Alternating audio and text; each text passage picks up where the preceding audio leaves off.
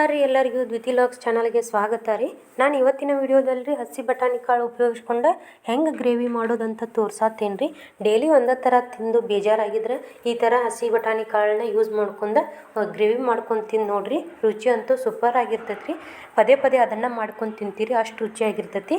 ಹಂಗೆ ನಾನಿಲ್ಲಿ ಒಂದು ಬಟ್ಲಷ್ಟು ಹಸಿ ಬಟಾಣಿ ಕಾಳುಗಳನ್ನು ಕುಕ್ಕರ್ನಲ್ಲೇ ಹಾಕಿ ಒಂದು ವಿಸಿಲ್ ಕುಗಿಸ್ಕೊತಾನೆ ರೀ. ಜಾಸ್ತಿ ಇಲ್ಲ, ಯಾಕಂದ್ರೆ ಅವು ಆಲ್ರೆಡಿ ಹಸಿ ಇರ್ತಾವೆ, ಬೇಯಕ್ಕೆ ಜಾಸ್ತಿ ಟೈಮ್ ತೊಗೊಳಂಗಿಲ್ಲ. ಒಂದು ಸಾರಿ ಕ್ಲೀನ್ ಮಾಡ್ಕೊಂಡು ನೀರು ಹಾಕಿ ಕ್ಲೀನ್ ಮಾಡ್ಕೊಂಡು ಎಷ್ಟು ನೀರು ಬೇಕು ನೋಡಿರಿ ಅಷ್ಟೇ ನೀರು ಹಾಕೊಂಡು ಬೇಯಿಸೋಕೆ ಇಟ್ಕೋಬೇಕು ರೀ. ಕುಕ್ಕರ್ ಬಾಯಿ ಮುಚ್ಚಿ ಬೇಯಿಸೋಕೆ ಇಟ್ಕೊಳತ್ತೀನಿ ರೀ. ಇಲ್ಲಿ 3 ವಿಸಿಲ್ ಆಗಿತ್ತು ರೀ.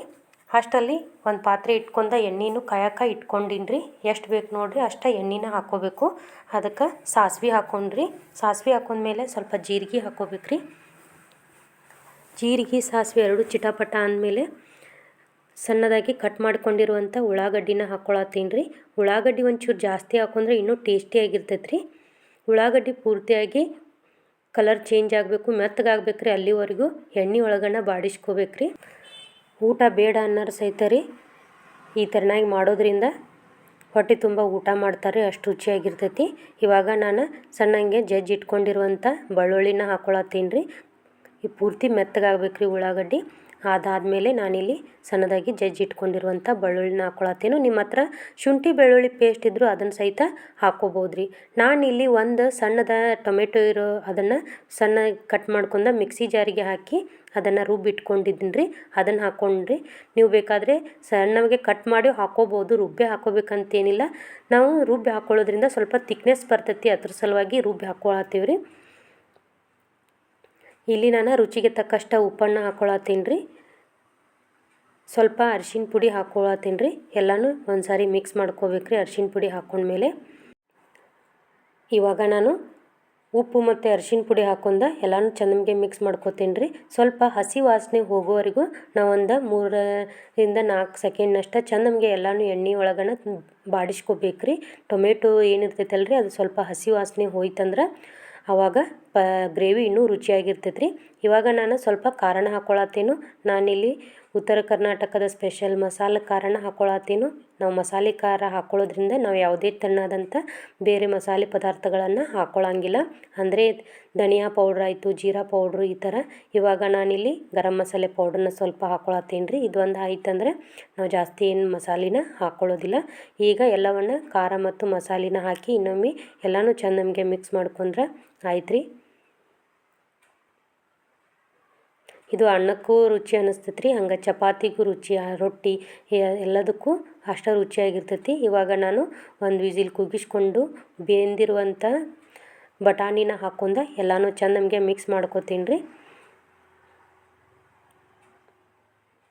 ನೋಡೋಕ್ಕನ ಅಷ್ಟು ಕಲರ್ಫುಲ್ ಅನ್ಸತೈತೆ ರೀ, ಅಷ್ಟು ರುಚಿನೂ ಆಗಿರ್ತೈತಿ. ಒಂದು ಸಾರಿ ಟ್ರೈ ಮಾಡಿ ನೋಡಿರಿ. ಹಂಗೆ ನನ್ನ ಚಾನಲ್ನ ನೀವು ಸಬ್ಸ್ಕ್ರೈಬ್ ಮಾಡ್ಕೊಳ್ಳೋದು ವಿಡಿಯೋ ನೋಡ್ತಿದ್ರೆ ಪ್ಲೀಸ್ ಸಬ್ಸ್ಕ್ರೈಬ್ ಮಾಡ್ಕೊಳ್ರಿ. ಹಂಗೆ ಬೆಲ್ ಐಕಾನ್ ಪ್ರೆಸ್ ಮಾಡಿರಿ. ಬೆಲ್ ಐಕಾನ್ ಪ್ರೆಸ್ ಮಾಡಿದ್ರಿ ಅಂದ್ರೆ ನಾ ಹಾಕೋ ವಿಡಿಯೋ ನೋಟಿಫಿಕೇಷನ್ ನಿಮಗೆ ಬರ್ತೈತೆ ರೀ. ಹಂಗೆ ನಿಮಗೆ ನೋಡೋಕೆ ಈಸಿ ಆಗ್ತೈತಿ.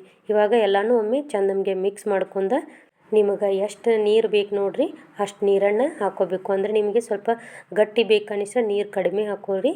ನೀರು ಹಾಕೊಂಡು ಎಲ್ಲನೂ ಒಮ್ಮೆ ಚೆನ್ನಾಗಿ ಮಿಕ್ಸ್ ಮಾಡ್ಕೊರಿ.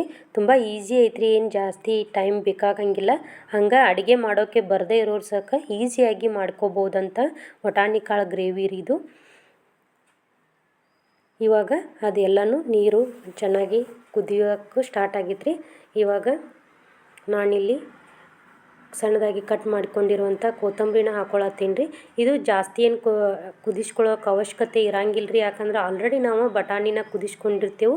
ಅದಕ್ಕಾಗಿ ಜಾಸ್ತಿ ಏನು ಕುದಿಸ್ಕೋಬೇಕಂತ ಇರಂಗಿಲ್ಲ.